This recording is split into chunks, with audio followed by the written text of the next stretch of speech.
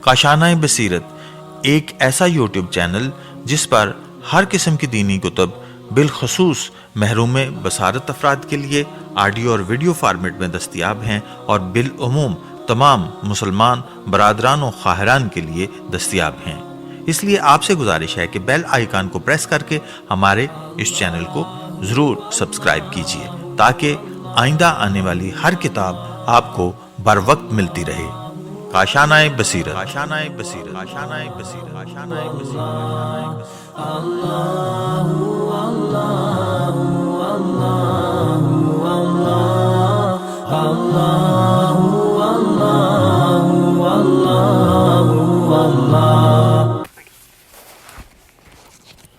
بسم اللہ الرحمن الرحیم۔ السلام علیکم۔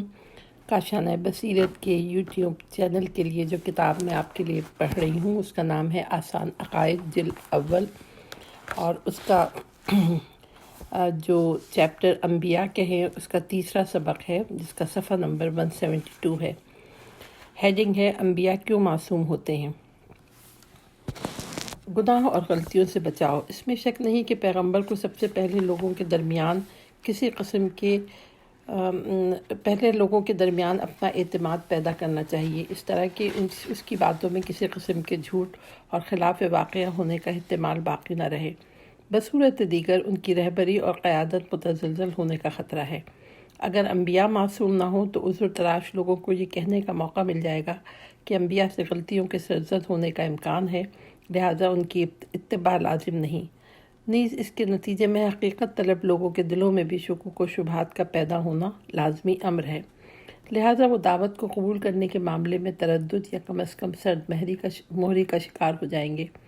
یہ دلیل جسے دلیل اعتماد کا نام دیا جا سکتا ہے انبیاء کی عصمت پر اہم ترین دلیلوں میں سے ایک ہے۔ بالفاظ دیگر یہ کیوں کر ممکن ہے کہ خداوند تعالیٰ کسی ایسے شخص کی بے چون و چرا اور غیر مشروط اطاعت کا حکم دے جس سے کسی وقت بھی غلطی سرزد ہونے یا ارتکاب گناہ کا ذرہ برابر بھی شائبہ ہو، تو کیا ایسی صورت میں لوگ اس کی اطاعت و پیروی کریں گے؟ اگر اطاعت کریں گے تو گویا غلطی اور گناہ میں بھی اتباع کریں گے، اگر اطاعت نہ کریں گے تو انبیاء کی قیادت تزلزل کا شکار ہوگی، خصوصاً اس لیے کہ انبیاء کی قیادت دوسری قیادتوں سے بالکل مختلف حیثیت کے حامل ہے، کیونکہ لوگ اپنے عقائد و اعمال انبیاء کی ذات سے لیتے ہیں۔ یہی وجہ ہے کہ بزرگ ترین مفسرین اطیعوا اللہ و اطیعوا الرسول و اولی الامر منکم، خدا کی اطاعت کرو اور رسول اور اولی الامر کی اطاعت کرو، سورہ نساء آیت نمبر 59 کی تفسیر میں کہتے ہیں کہ مطلقاً اور غیر مشروط اطاعت کا حکم اس بات کی دلیل ہے کہ تمام انبیاء معصوم ہوتے ہیں، اور اولی الامر سے مراد امام معصوم ہے جو پیغمبر کی طرح معصوم ہے، وگرنہ کبھی بھی خدا تعالیٰ غیر مشروط طور پر ان کی اطاعت کا حکم نہ دیتا۔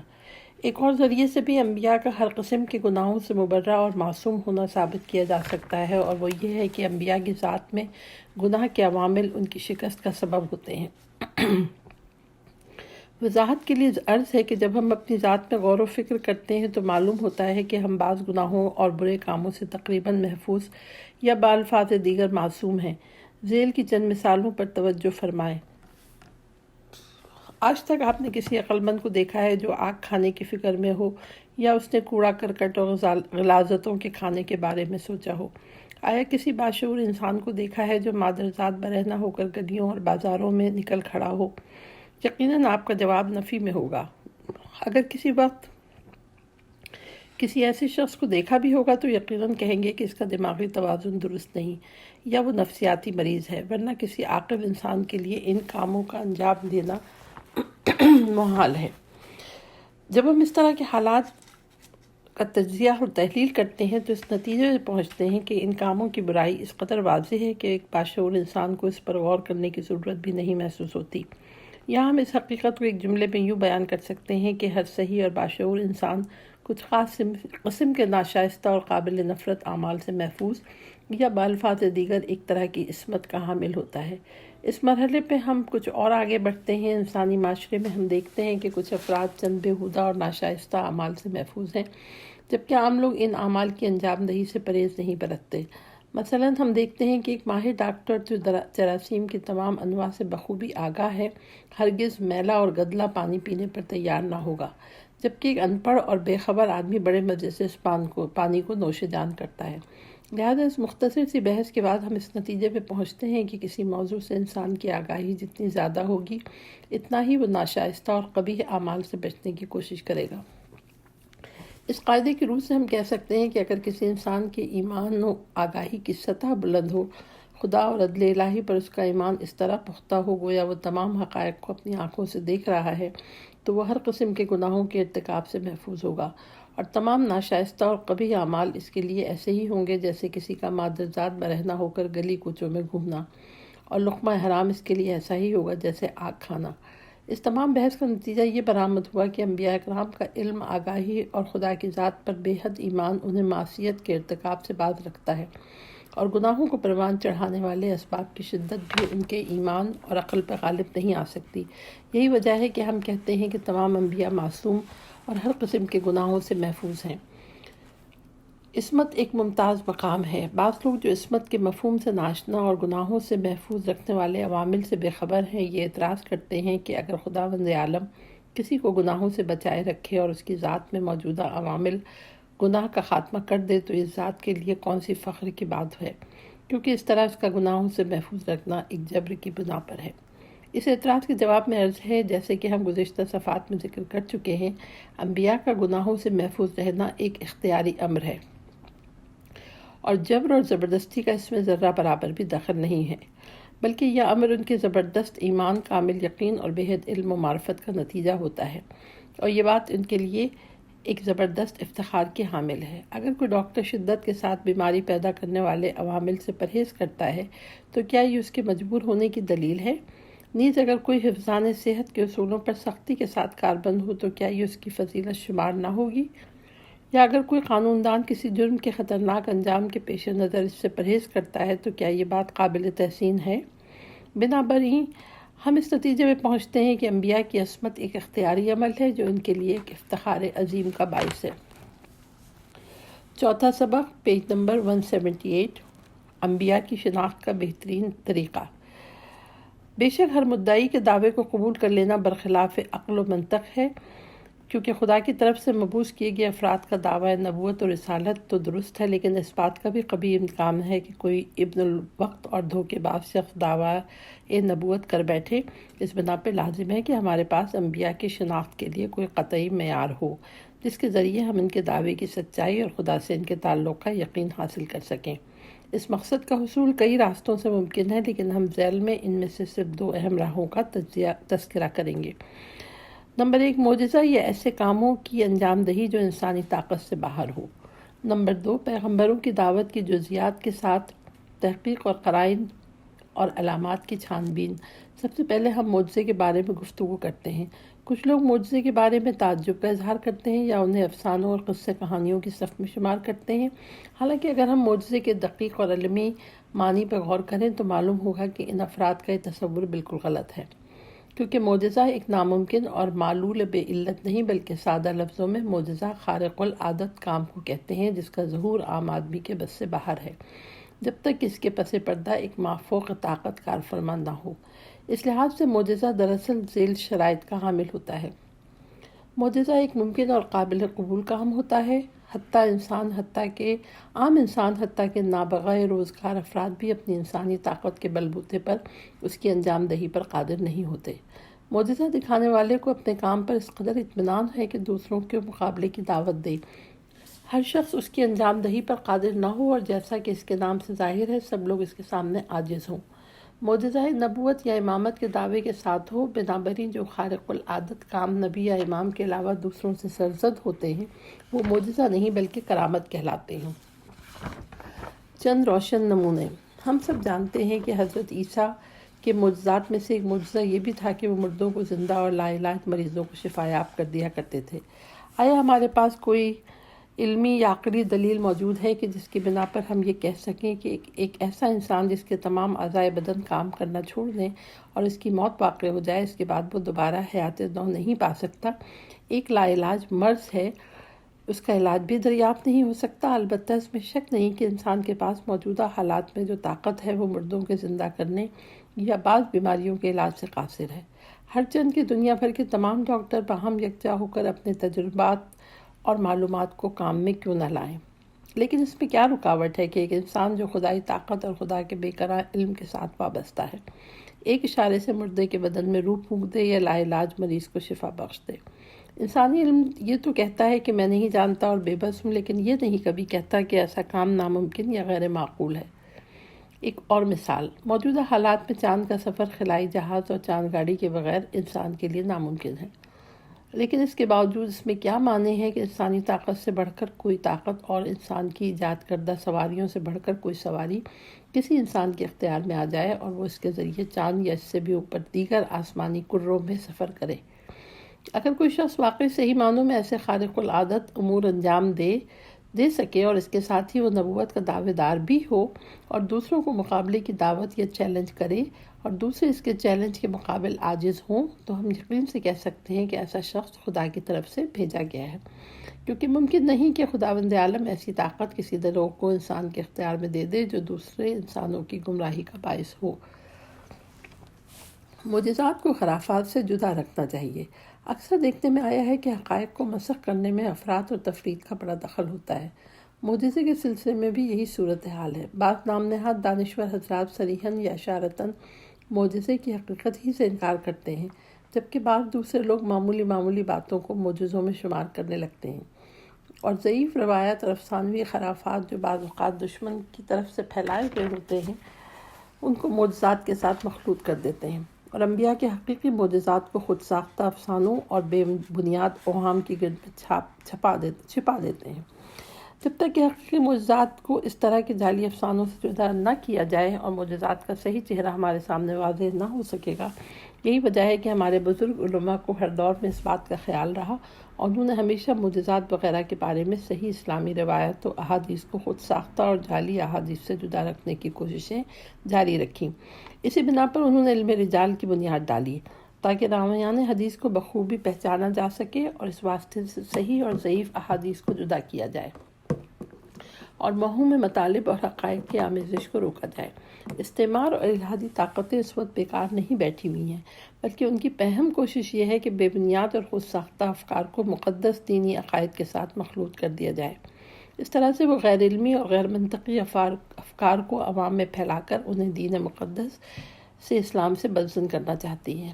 ہمارا فرض ہے کہ دشمن کی اس چالوں سے پوری طرح باخبر رہیں۔ معجزوں اور دوسرے خارق العادات چیزوں کا فرق۔ غالباً آپ نے سنا ہوگا کہ عامل یا جوگی قسم کے لوگ کچھ ایسے کام سر انجام دیتے ہیں جو حیرت انگیز اور خارق العادت ہوتے ہیں۔ ایسے کام افسانہ نہیں بلکہ حقیقت پر مبنی ہوتے ہیں۔ اب یہاں یہ سوال پیدا ہوتا ہے کہ پھر ان خارق العادات کاموں اور انبیاء کے معجزات میں کیا فرق ہے، اور ہمارے پاس کیا معیار ہے کہ ہم دونوں کو ایک دوسرے سے الگ کر سکیں؟ اس سوال کے دو روشن ترین جواب ذیل میں دیے گئے ہیں۔ نمبر 1، عامل یا جوگی حضرات ہمیشہ چند محدود کام انجام دیتے ہیں، یعنی ان میں کوئی ایسا شخص نہیں ملے گا جو آپ کے لیے آپ ہی کی فرمائش کے مطابق کوئی خارق العادت کام انجام دے، بلکہ وہ ایسے کام انجام دیتے ہیں جن پر انہوں نے خوب ریاضت کی ہوئی ہوتی ہے اور ان کی انجام دہی پر انہیں پوری قدرت حاصل ہوتی ہے۔ مزید توضیح میں عرض ہے کہ ہر انسان محدود طاقت و قدرت کا حامل ہوتا ہے اور ایک یا چند کاموں میں مہارت تامہ حاصل کر سکتا ہے۔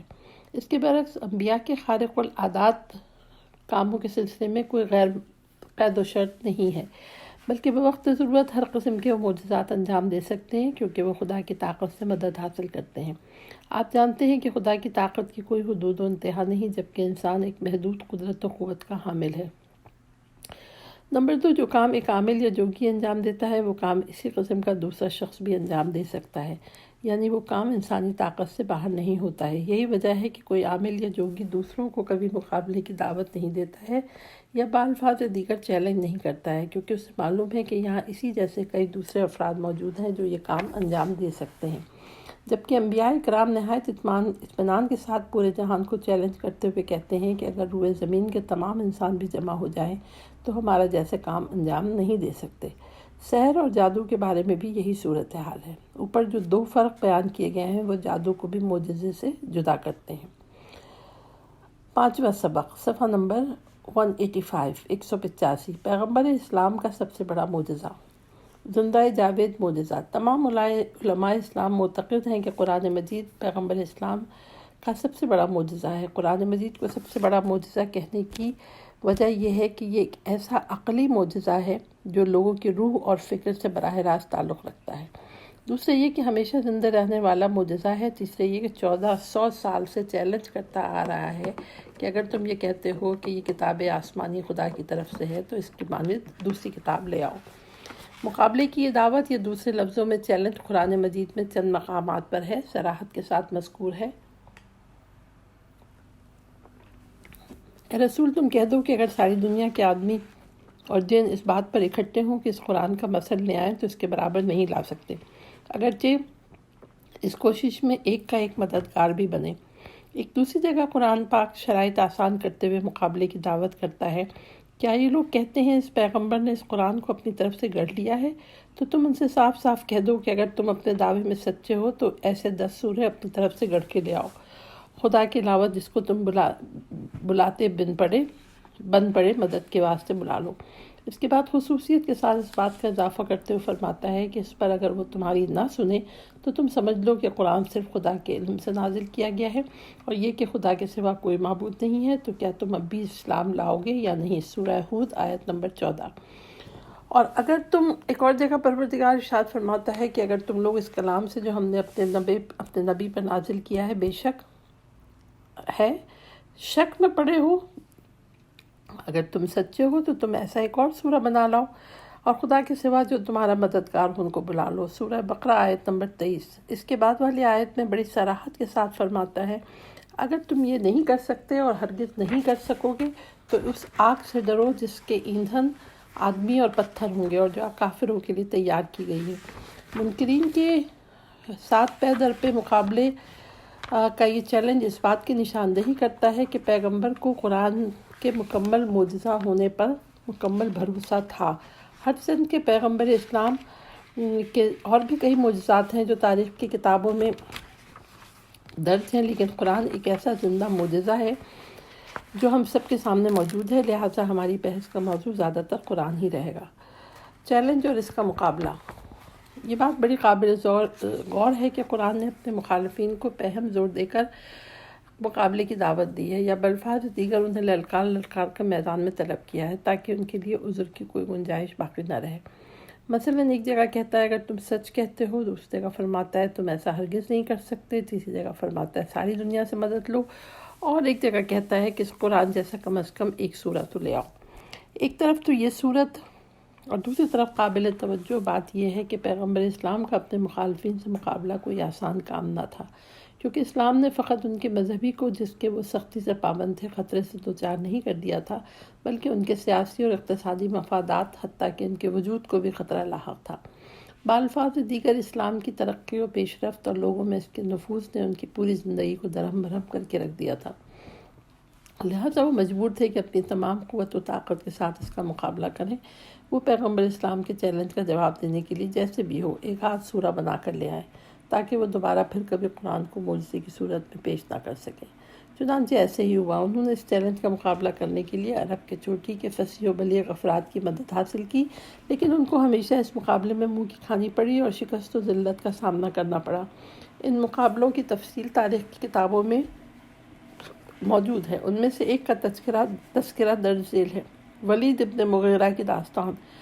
جن لوگوں کو اس چیلنج کا مقابلہ کرنے کی دعوت کی گئی تھی ان میں سے ایک ولید بن مغیرہ بھی تھا جو بنی مخزوم سے تعلق رکھتا تھا۔ پورے عرب میں اس کی فراست، حسن تدبیر اور سوجھ بوجھ کی دھوم تھی۔ اس سے درخواست کی گئی کہ وہ قرآن کے خارق العادت اور مؤثر ہونے کے بارے میں غور و فکر کے بعد اس کا مؤثر جواب تیار کرے۔ ولید پیغمبر اسلام کی خدمت میں حاضر ہوا اور ان سے درخواست کی کہ قرآن مجید کی کچھ آیات کی تلاوت فرمائے۔ حضور نے سورہ حامیم سجدہ کی چند آیات کی تلاوت فرمائی۔ ان آیات کا اس پر اس قدر اثر ہوا کہ وہ فوراً اپنی جگہ سے اٹھا اور سیدھا بنی مخزوم کی طرف سے تشکیل شدہ محفل میں پہنچا اور کہا، قسم خدا کی، میں نے محمد سے جو کلام سنا وہ نہ تو انسانی کلام جیسا ہے اور نہ ہی جن اور پریوں کا کلام ہے، یہاں تک کہ اس نے کہا کہ اس کی باتوں میں خاص شیرینی اور مخصوص زیبائی ہے، اس کا بالائی حصہ ثمردار درخت کی طرح ہے، اس کی جڑیں مضبوط اور ایک ایسا کلام ہے جو ہر چیز پر غالب ہے اور کسی کو اس پر کبھی غلبہ حاصل نہ ہو سکے گا۔ اس اظہار خیال کے بعد ولید کے متعلق قریش میں یہ بات گشت کرنے لگی کہ وہ محمد صلی اللہ علیہ وسلم پر فریفتہ ہو گیا ہے۔ یہ سن کر ابو جہل حواس باختہ ہو گیا اور اسی پریشانی کے عالم میں وہ ولید کے گھر گیا اور قریش کا تمام ماجرا بیان کرنے کے بعد اسے قریش کی مسجد میں آنے کی دعوت دی۔ ولید ان کی مجلس میں شریک ہوا اور کہا، کیا تم سمجھتے ہو کہ نعوذ باللہ محمد دیوانہ ہو گیا ہے، یا تم نے اس کے اندر جنون کی کوئی علامت دیکھی ہے؟ تمام حاضرین نے ایک زبان ہو کر کہا، نہیں۔ پھر ولید نے کہا، کیا تمہارا خیال ہے وہ جھوٹا ہے؟ آیا وہ آج تک تمہارے درمیان صادق اور امین کے نام سے مشہور نہیں؟ یہاں سرداران قریش میں سے کچھ نے کہا، تو پھر ہم اسے کس چیز سے نسبت دیں؟ ولید نے کچھ دیر سوچنے کے بعد فرمایا، کہو کہ وہ ساحر ہے۔